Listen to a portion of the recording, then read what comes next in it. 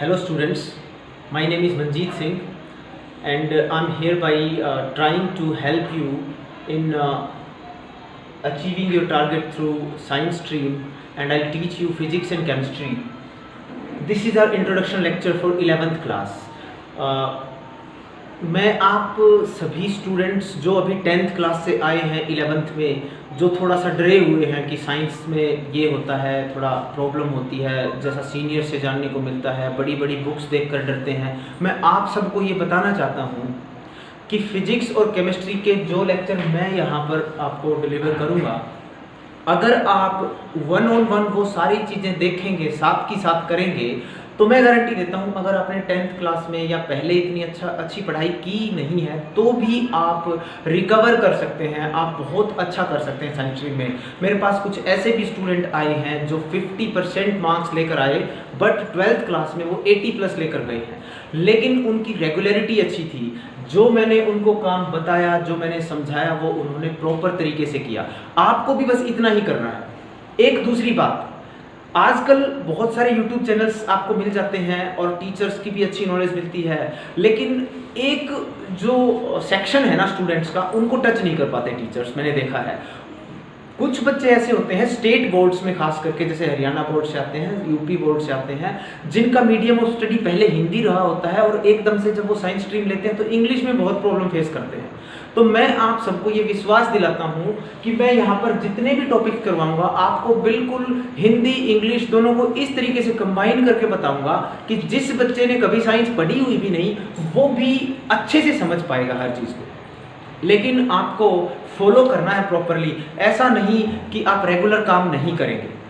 Science side में no doubt आपको ज़्यादा मेहनत करने की ज़रूरत रहेगी, और अगर लेक्चर्स में दे रहा हूँ, आपने एक लेक्चर देख लिया, उसके बाद 3-4 लेक्चर मिस कर दिए, फिर 3-4 दिन के बाद अगर आप करेंगे तो उसमें डेफिनेटली प्रॉब्लम आएगी और ऐसे फिर आपका बहुत लॉस हो जाएगा।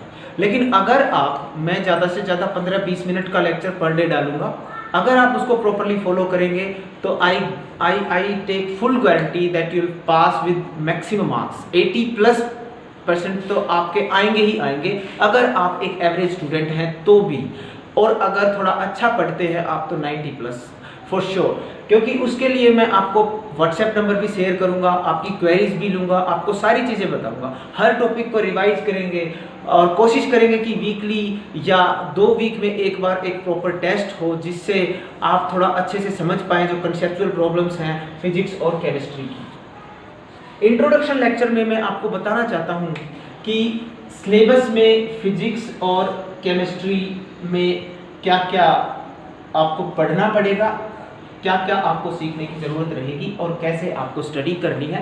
तो ये आज का लेक्चर केवल इंट्रोडक्शन लेक्चर है, जिसमें मैं आपको बताऊंगा आपको कितनी मेहनत करने की ज़रूरत है, किस सब्जेक्ट को कितना टाइम देने की ज़रूरत है, स्पेशली फिजिक्स और केमिस्ट्री। तो देखिए, फिजिक्स में सबसे जो फर्स्ट यूनिट है वो है मेजरमेंट से।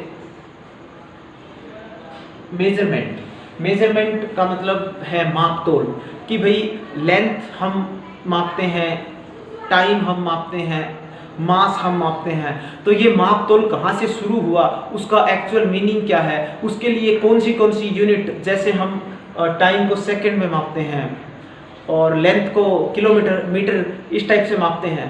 तो कुछ सिस्टम बने, पहले कैसे मापा गया, कैसे 1 किलोमीटर को डिफाइन करते हैं, कैसे 1 मीटर को डिफाइन करते हैं, कैसे 1 सेकंड को डिफाइन करते हैं, ये सारी चीज़ें आएंगी मेजरमेंट के इस फर्स्ट यूनिट में। उसके बाद फिजिक्स में आपकी सेकंड यूनिट आती है और उस सेकंड यूनिट में हम पढ़ेंगे मोशन के बारे में। मोशन, और हम बोल सकते हैं काइनेमेटिक्स।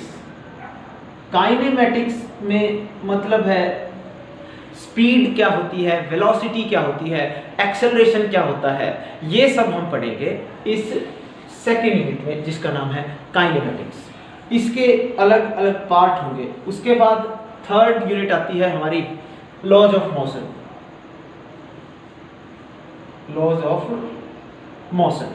जिसमें हम पढ़ेंगे न्यूटन के गति के नियम, जो आपने पहले भी 9th 10th क्लास में पढ़े थे। तो वही चीज़ें थोड़ी हम डिस्क्रिप्शन थोड़ा सा ज़्यादा होगा।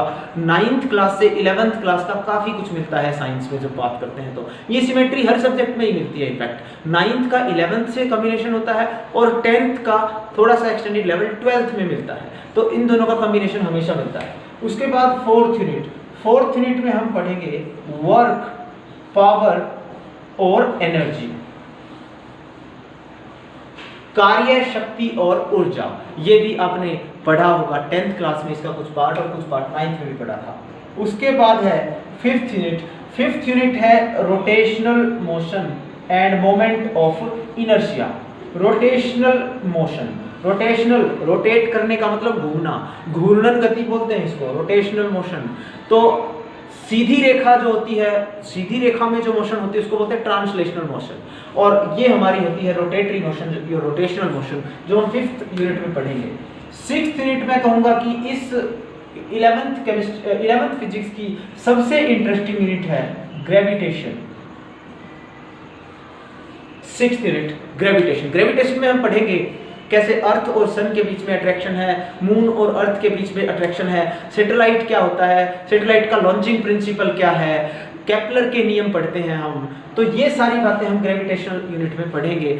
और एस्केप वेलोसिटी नाम की एक टर्म है, एस्केप वेलोसिटी क्या होती है, ठीक है, जिसको हम डिटेल में पढ़ेंगे। उसके बाद है 7th यूनिट हम बोल सकते हैं कि इस 11th में फिजिक्स में सबसे लेंथी यूनिट में से एक है, जो हमें लिक्विड्स के बारे में, सॉलिड्स के बारे में, इलास्टिसिटी के बारे में, ये सारे, तो हम इसको नाम है properties of bulk matter. Solids, liquids और उसके बारे में हम पढ़ेंगे, उसके लिक्विड के फ्लो के बारे में इसमें पढ़ते हैं, बर्नौलीज थ्योरम है, ये सारे टॉपिक्स पढ़ते हैं। उसके बाद हमारा है 8th यूनिट केमिस्ट्री, बाद में देखते हैं, पहले फिजिक्स का ही।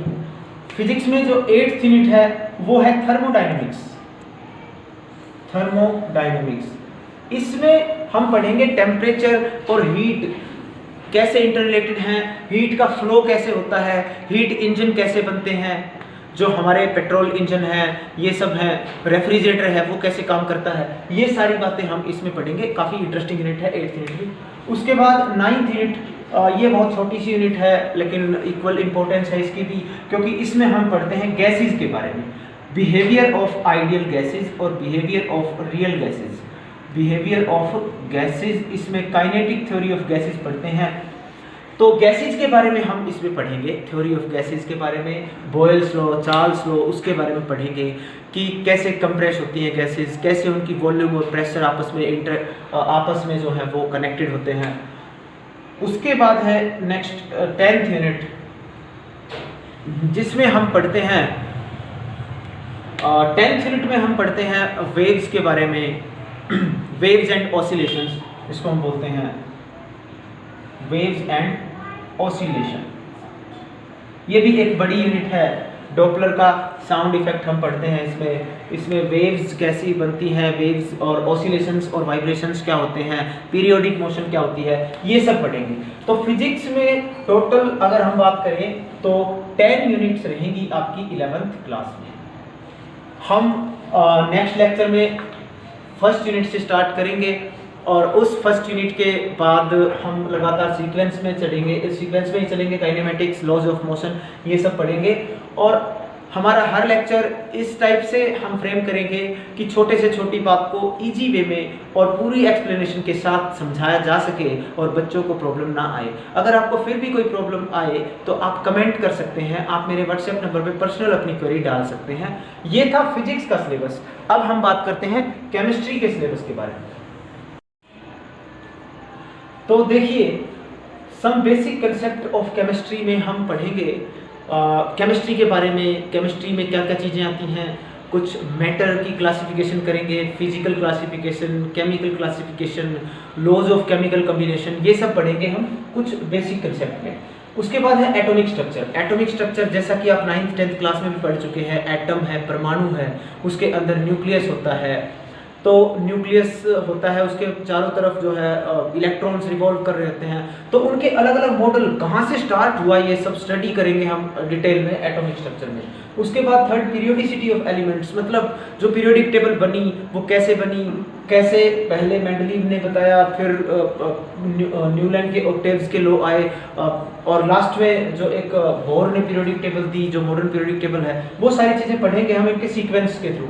उसके बाद केमिकल बॉन्डिंग, जैसे जो आपस में कंपाउंड्स बनते हैं, आपस में एलिमेंट्स कंबाइन होते हैं, तो वो किस किस प्रकार की केमिकल बॉन्डिंग होती है और कैसे कैसे स्ट्रक्चर की फॉर्म में हमें मिलते हैं। स्टेट्स ऑफ मैटर, मैटर की नॉर्मली 3 स्टेट हैं, सॉलिड, लिक्विड और गैस। उसके रिगार्डिंग जो कुछ स्पेशल लॉज हैं जो उनके अंदर गवर्न करते हैं उनके चेंजेस को, उनके बारे में हम पढ़ेंगे स्टेट्स ऑफ मैटर में। थर्मोडायनेमिक्स, ये खास बात है कि 6th यूनिट थर्मोडायनेमिक्स केमिस्ट्री में भी है, और फिजिक्स में हमने देखा 8th यूनिट थी थर्मोडायनेमिक्स। काफ़ी कुछ टर्म्स इनकी मिलती जुलती हैं, इसलिए ईजी हो जाता है समझना, लेकिन कुछ थोड़ा सा डिफरेंस भी रहता है, बिकॉज फिजिकल फिनोमेना और केमिकल फिनोमेना में थोड़ा चेंजेस आएंगे। उसके बाद है इक्विलिब्रियम। इक्विलिब्रियम का मतलब होता है संतुलन।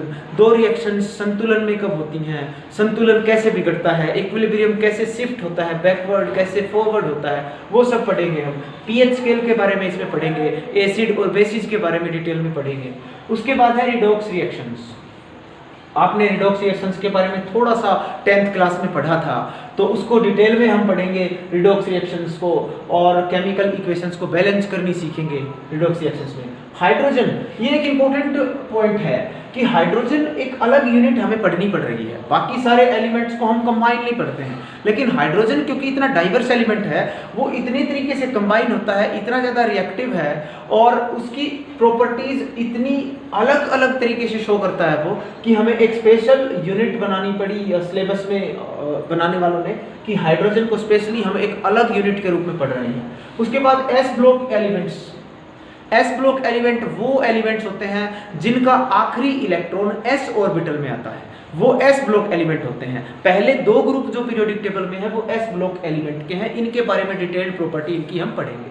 पी ब्लॉक एलिमेंट, जैसा कि एस होता है वैसे ही पी ब्लॉक में लास्ट का इलेक्ट्रॉन p ऑर्बिटल में आता है, p सबशेल में आता है, और इसमें टोटल 6 ग्रुप होते हैं, जिनमें से 3 ग्रुप हम 11th में पढ़ेंगे, और बाकी के जो ग्रुप्स बचेंगे वो हम पढ़ेंगे 12th क्लास में। तो p ब्लॉक एलिमेंट्स। उसके बाद आता है ऑर्गेनिक केमिस्ट्री।